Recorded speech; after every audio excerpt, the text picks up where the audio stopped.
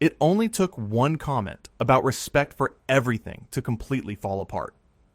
This is the story of how Meghan Markle went from composed guest to furious hurricane in the span of a single interview on Piers Morgan's show, and how her own words became the very thing that got her escorted off the set.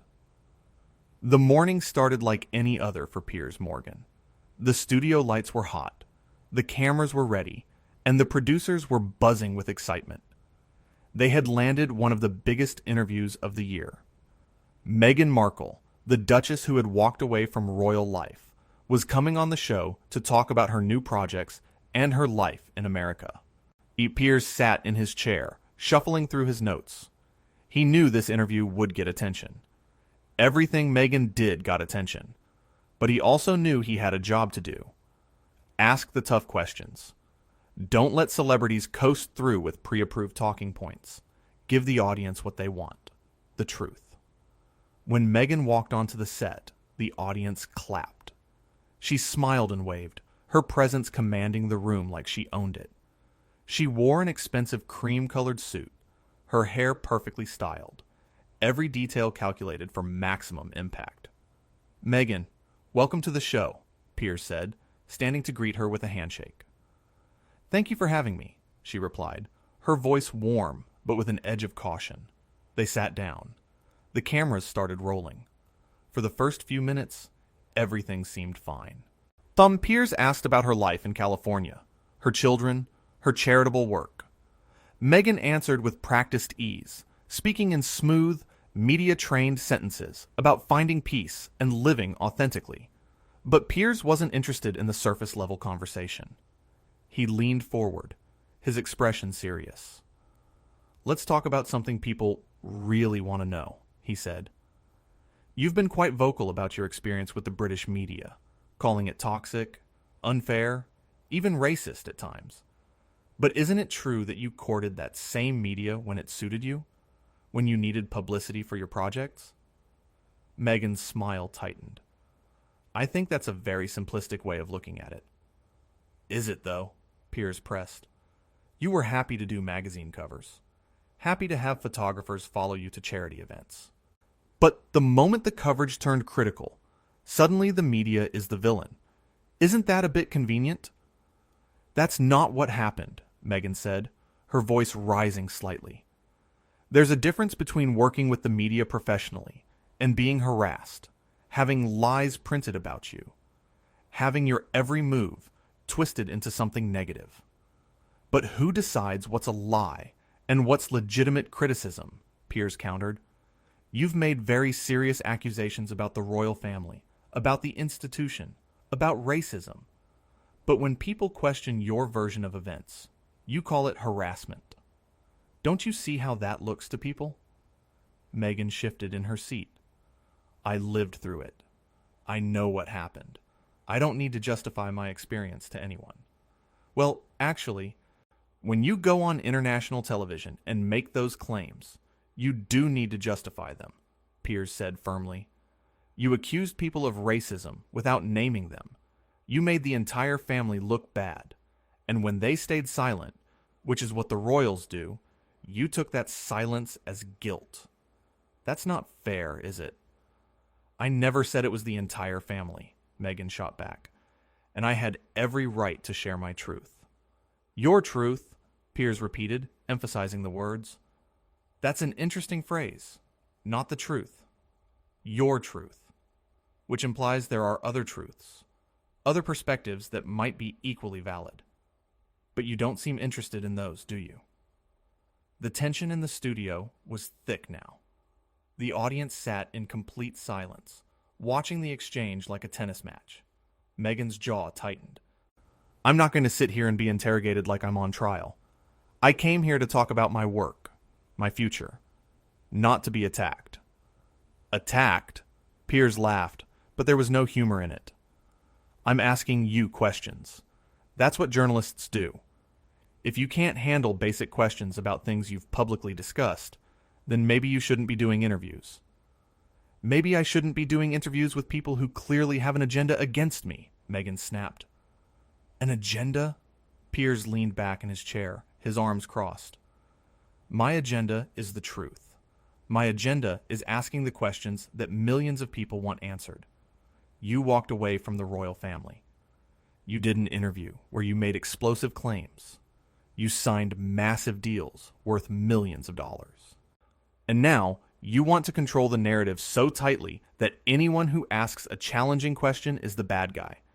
That's not how this works.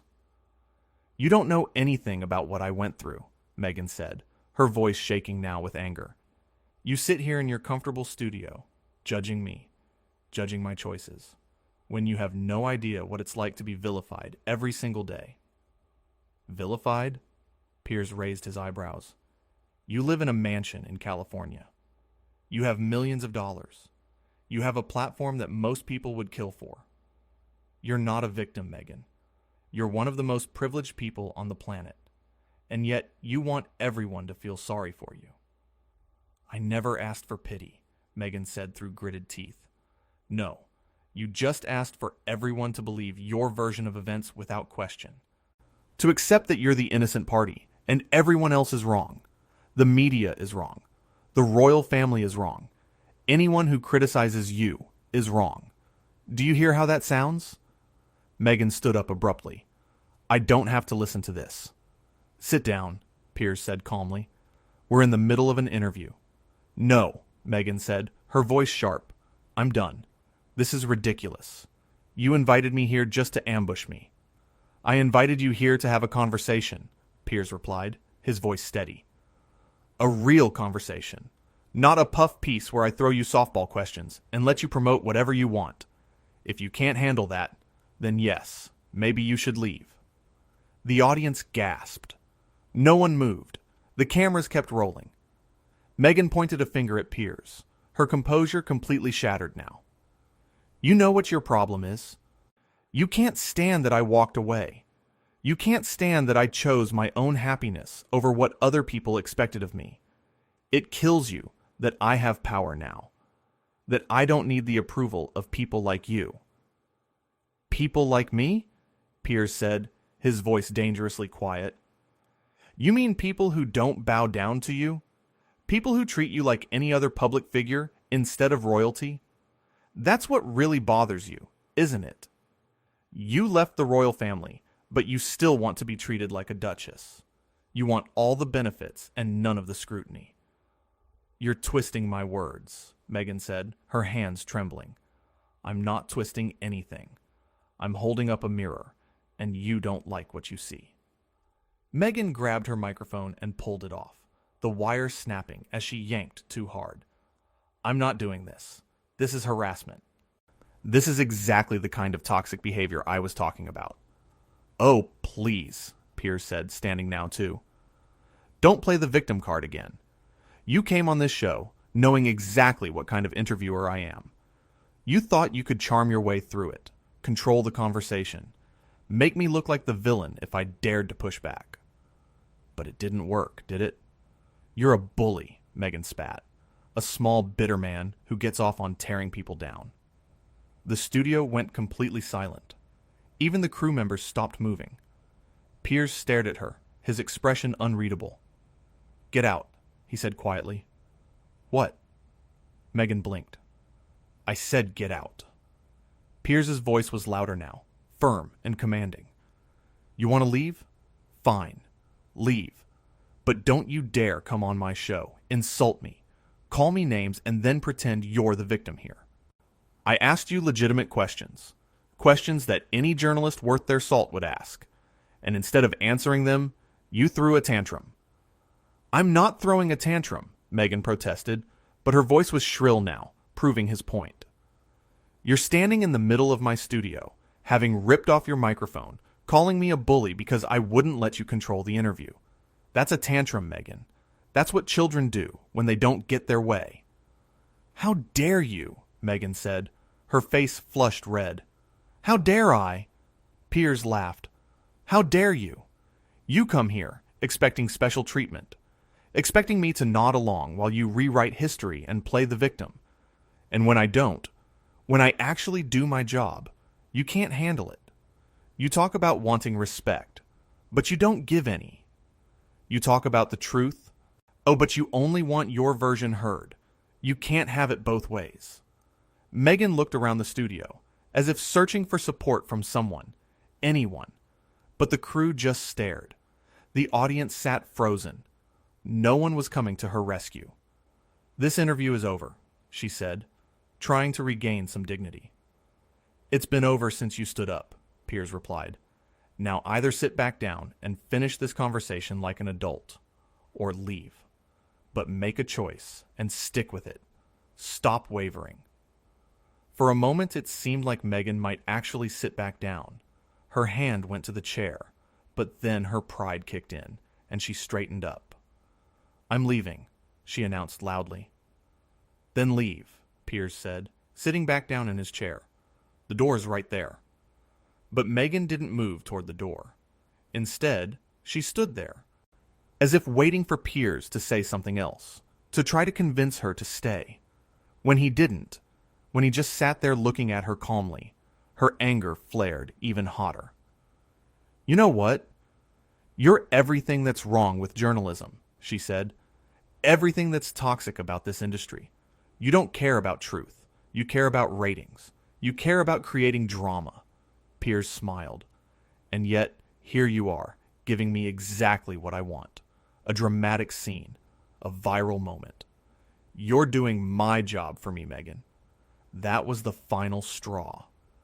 Meghan turned on her heel and started marching toward the exit. But before she could reach it, she spun back around. "You'll regret this," she said, pointing at him again. "Will I?" Piers asked, completely unfazed. "Or will you?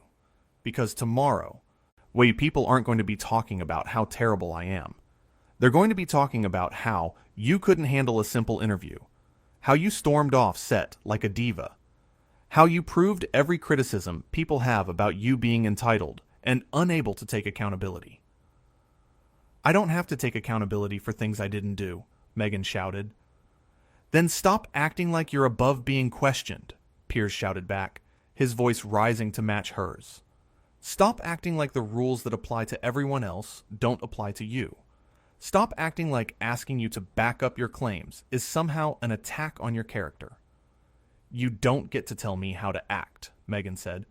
"And you don't get to come on my show and dictate the terms," Piers fired back. "This is my house. These are my rules. And rule number 1 is that everyone, no matter who they are, gets asked the hard questions. No exceptions. Not for you. Not for anyone." Meghan's chest was heaving now, her breath coming in sharp gasps. She looked like she wanted to say something else, something devastating that would put Piers in his place, but no words came, because deep down, she knew he was right. "Security," Piers called out, not taking his eyes off Meghan. "Please escort our guest out of the building." 2 large security guards appeared from the sides of the studio. They approached Meghan carefully, professionally. "Ma'am, we need you to leave the premises," one of them said gently. Meghan looked at them, then back at Piers, her eyes blazing with fury and humiliation. "This isn't over," she said. "Yes, it is," Piers replied. "It's very much over." The security guards moved closer, and Meghan finally started walking toward the exit.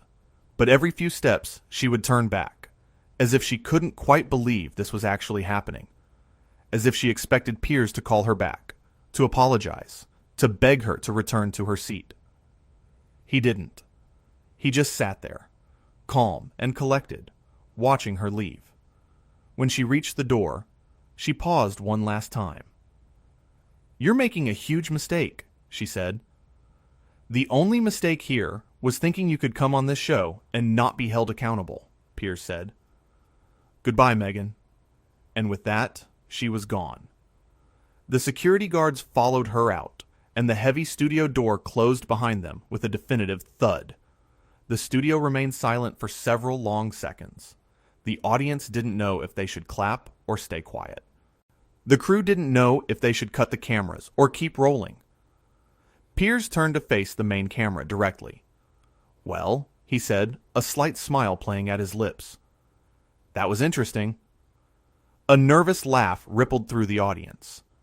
You just witnessed something that doesn't happen very often in television, Piers continued, his voice returning to its normal, measured tone. You witnessed someone who is so used to getting their way, so used to being treated with kid gloves, that they literally cannot function when faced with basic scrutiny. And I want to be very clear about something. He paused, making sure every eye in the studio and every viewer at home was paying attention. I did not attack Meghan Markle. I asked her questions. Questions about her public statements. Questions about her accusations. And questions that any reasonable person would want answered. And she couldn't handle it. Not because the questions were unfair, but because she's not used to being questioned at all. Piers leaned forward, his elbows on his knees. This is what happens when celebrities, when public figures, surround themselves with yes people, with handlers who tell them they're always right, with PR teams who craft perfect narratives. They lose touch with reality. They start to believe their own press releases. And when someone comes along and says, "Wait a minute, let's examine this. Let's look at the other side," they fall apart. He sat back again, spreading his hands. I have interviewed prime ministers, presidents, actors, musicians, athletes. Some of those interviews were friendly. Some were contentious. But do you know what they all had in common? The guests stayed. They answered the questions, even the uncomfortable ones. They engaged in the conversation, because that's what adults do. That's what professionals do. Piers shook his head slowly. But not Meghan. No, she's special. She's above all that. Or at least she thinks she is. And that, ladies and gentlemen, is the problem. Not with me. Not with the media. Not with the royal family. The problem is with someone who demands the world treat them as extraordinary while refusing to meet even ordinary standards of accountability. The audience started to clap, slowly at first, then building to a steady applause. Piers held up a hand. Don't applaud me. I'm just doing my job. A job that apparently needs to be done more often, because we've gotten so used to softball interviews and celebrity worship that we've forgotten what real journalism looks like. He picked up his notes from the desk beside him and tapped them together. We had a whole hour planned. We were going to talk about her podcast, her book deals, her plans for the future. But we didn't even make it 15 minutes. 15 minutes of honest questions was all it took for the mask to slip, for the carefully constructed image to crack. And what did we see underneath? Entitlement, anger, an inability to accept criticism or take responsibility. Piers looked directly into the camera again. So to those of you watching at home who support Meghan, who think I was too hard on her, I want you to ask yourself something. If your truth is really the truth, if your story is really accurate, if your grievances are really justified, then why can't they withstand basic questions? Why does asking for evidence, or context, or alternative perspectives make someone a bully? He paused, letting the question hang in the air. The answer is simple. Because when you're more interested in controlling the narrative than revealing the truth, questions are dangerous. They expose inconsistencies. They reveal exaggerations. They force you to confront the gap between the story you're telling and the reality of what happened. Piers stood up from his chair, adjusting his suit jacket. Meghan Markle came on this show because she wanted a platform. She wanted to reach an audience. She wanted to shape her image. And all of that would have been fine if she had been willing to engage in a real conversation. But she wasn't. She wanted a monologue, not a dialogue. She wanted a stage, not an interview. And when she didn't get what she wanted, she left. He walked a few steps toward the camera. Now, I'm sure her supporters will spin this. They'll say I was aggressive. They'll say I was disrespectful. They'll say I had it out for her from the start. But here's what they can't spin. The footage. The actual exchange. Anyone who watches this can see exactly what happened. They can judge for themselves who was reasonable and who wasn't. Who stayed calm and who lost their temper. Who asked questions and who refused to answer them. Piers stopped walking and stood still, his expression serious. This is why I do what I do. This is why I ask the hard questions, even when it makes people uncomfortable. Because the truth matters. Accountability matters. And if we let celebrities and public figures operate without scrutiny, if we let them make serious accusations without backing them up, if we treat them like they're above criticism, then we've failed as a society. The audience applauded again, louder this time. Piers nodded in acknowledgement. Thank you. But again, this isn't about me. This is about a bigger issue, an issue of entitlement, an issue of people believing that their status, their fame, their wealth somehow exempts them from the standards we apply to everyone else. He returned to his chair and sat down, crossing one leg over the other. You know what the saddest part of all this is? It didn't have to go this way. If Meghan had just answered the questions, even if she disagreed with the premise, even if she pushed back on my points, we could have had a productive conversation. A real conversation. The kind that actually illuminates truth, rather than obscures it. Piers picked up a pen from his desk and tapped it against his palm. But she couldn't do it. She couldn't set aside her ego long enough to engage. She couldn't accept that being questioned isn't the same as being attacked. She couldn't understand that pushback isn't persecution. And so instead of a conversation, we got a spectacle. Instead of answers, we got anger. Instead of accountability, we got accusations. He put the pen down. And here's what really gets me. Meghan talks about wanting privacy, about wanting to be left alone, about wanting to live a normal life. But then she does interview after interview. She signs deals worth millions to tell her story. She stays in the public eye constantly. You can't have it both ways. You can't demand privacy while actively seeking publicity. You can't complain about media intrusion while courting media attention. Piers spread his hands. It's the hypocrisy that bothers people, not her choices, not her leaving the royal family, not her moving to America. Those are all her decisions to make. But the hypocrisy of wanting the benefits of fame without the scrutiny, of wanting the platform without the questions, of wanting the sympathy without the accountability. That's what doesn't sit right. He leaned forward again, his voice becoming more passionate. And when people like me point out that hypocrisy, we're called bullies. We're called toxic. We're called everything except what we actually are, which is journalists doing our jobs, asking questions, seeking truth, holding powerful people accountable. Piers sat back, his expression thoughtful now. You know, I've been doing this for a long time. I've had my share of controversial interviews. I've had people walk off before, though not many. And every time it happens, I ask myself the same question. Did I go too far? Did I cross a line? Was I unfair? He paused, seeming to genuinely consider it. And every time, I come to the same conclusion. No, because asking tough questions isn't going too far.